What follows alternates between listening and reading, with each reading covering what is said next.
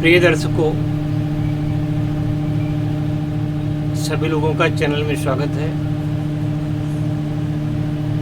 सर्वे भवन्तु सुखिनः, सर्वे सन्तु निरामयाः, सर्वे भद्राणि पश्यन्तु मा कश्चित् दुःख भाग् भवेत्। आज मैं बात करूंगा कुछ चीज़ों को कायम करने के नियमों के बारे में। अक्सर लोग गलतियां करते हैं और रसायन की चीज़ों को बिगाड़ के रख देते हैं। या तो वो किसी आफत में फंस जाते हैं या तो फिर उनकी सामग्री ही नष्ट हो जाती है।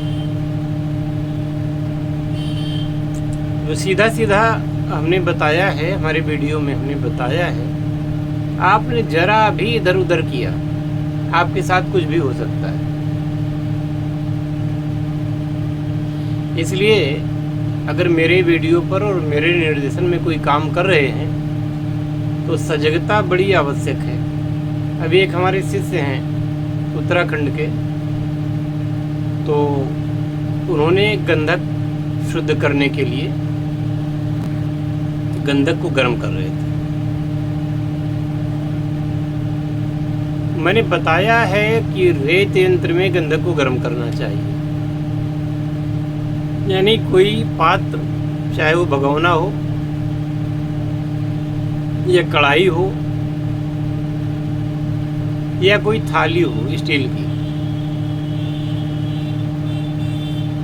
या फिर बड़ा सा तवा हो, उसके ऊपर काफी मात्रा में रेत डाल करके, बालू, कुछ लोग मोरंग भी डालते हैं। रेत डालना अच्छा रहता है। ये बालू गंगा जी की, यमुना जी की या किसी नदी की हो, जिसे सिलिका कहते हैं, वो बालू, वो ठंडक भी बड़ी जल्दी पकड़ती है और गर्मी भी बड़ी जल्दी पकड़ती है।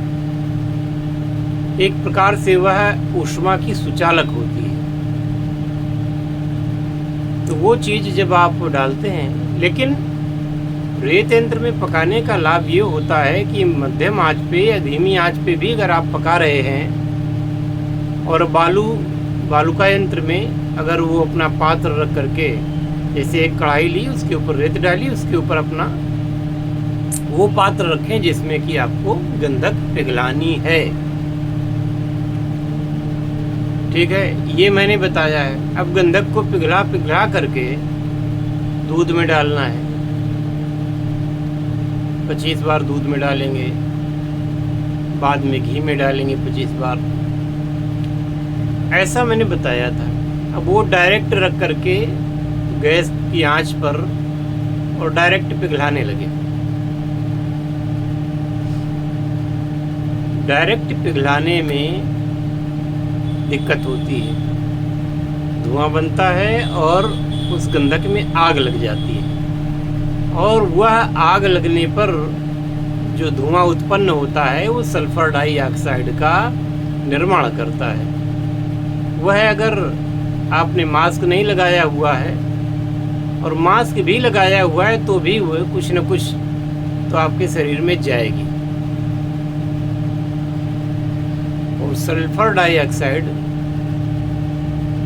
ये जीवों के लिए प्राणघातक है, इसलिए ऐसी गलती ना करें। गंधक को हमेशा ही रेत यंत्र पे पिघलाएं और जब आपका काफ़ी हो जाएगा तब बाद में जब वो रेत यंत्र पर पिघलना बंद कर देगी तब आपको डायरेक्ट आंच, वो भी धीमी आंच में देना है तो पिघलेगी। लेकिन फिर भी ध्यान ये रखना है कि धुआं ना उठे और वो जले नहीं। यही कलाकारी है, यही कौशल है आपका। अगर आपने इसमें जरा सी गलती कर दी फिर दिक्कत हो जाएगी। तो ऐसे धीरे धीरे ये गंधक शुद्ध भी होती है और ये जारी भी होती है, सिद्ध भी हो जाती है। इसी प्रकार से नौशादर हुआ,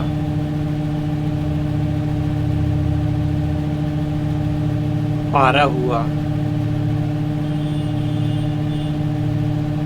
मैंसिल हुआ, शंखिया हुआ, शिंगरफ हुआ, रस कपूर हुआ, दाल चिकना हुआ, वर की हड़ताल हुई और अन्य चीज़ें जिनको आप कायम करना चाहते हैं। तो इसका सूत्र ये है, इनको पहले धीमी आंच में पकाना है। जब ये धीमी आंच में पकते पकते इनकी भीतरी जो आणविक संरचना में थोड़ा परिवर्तन होता है और फिर वह अग्निस्थायी बनती है। जैसे आप रोटी पकाते हैं ना, एकदम आंच में रख देंगे ना तो बिगड़ जाएगी, बेकार हो जाएगी। तो पहले उस रोटी को थोड़ी देर तवे पर पका लेते हैं, उलट करके रख देते हैं, फिर वह आंच में पकाई जाती है।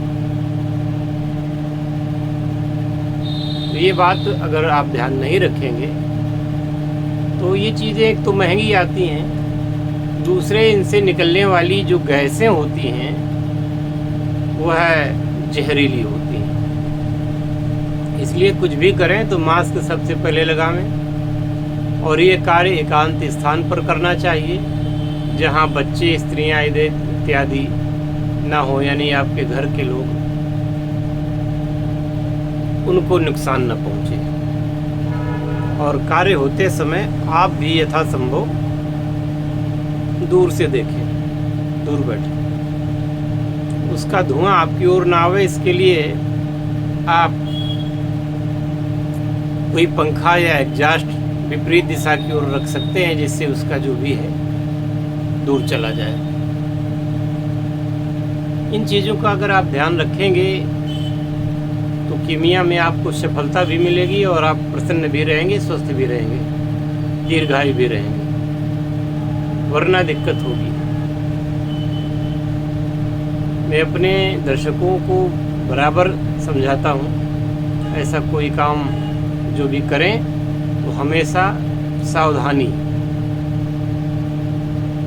ये न भूलें। और भाई जो लोग संपर्क करते हैं वो लोग इस बात का ध्यान रखें। बार बार मैं कहता हूँ, अभी फिर कह रहा हूँ, कोई प्रश्न करना है या कुछ भी करना है, अपॉइंटमेंट अपना लें। बिना अपॉइंटमेंट के आप अगर कोई प्रश्न करते हैं तो उस पर ध्यान नहीं दिया जाता, फिर वह लोग गलत कमेंट करते हैं।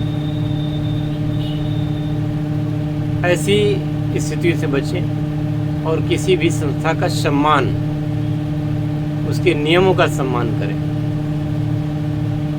जय शिव शंकर, जय भोलेनाथ, हर हर महादेव।